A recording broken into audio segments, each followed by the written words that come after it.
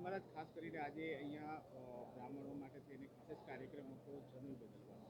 આ કાર્યક્રમ જે છે એનું શું મહત્વ છે અને જે મહત્વની સાથે સાથે જે કંઈ રક્ષાબંધન છે, નાળિયેરી પૂર્ણિમા છે, ઓવરઓલ શાસ્ત્રોમાં શું છે?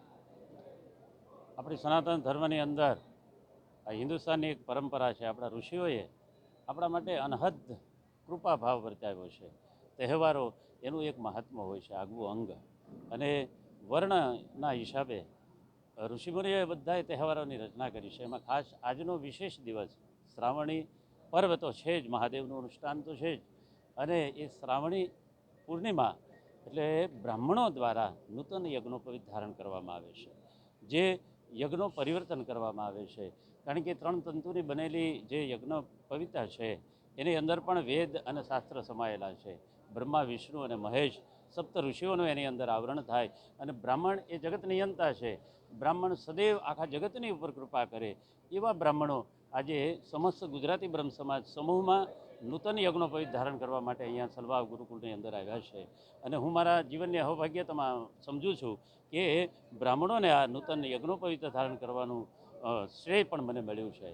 અને વિશેષ નાળિયેરી પૂનમ પણ કહેવામાં આવે છે.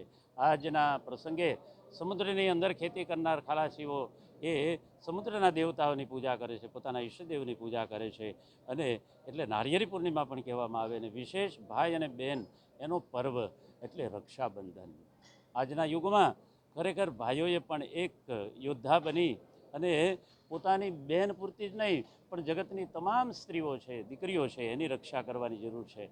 પછી ખાલી એક વિરોધ દર્શાવવા માટે આપણે એક કેન્ડલ માર્ચ કરીએ એ સમય હવે નથી સાહેબ.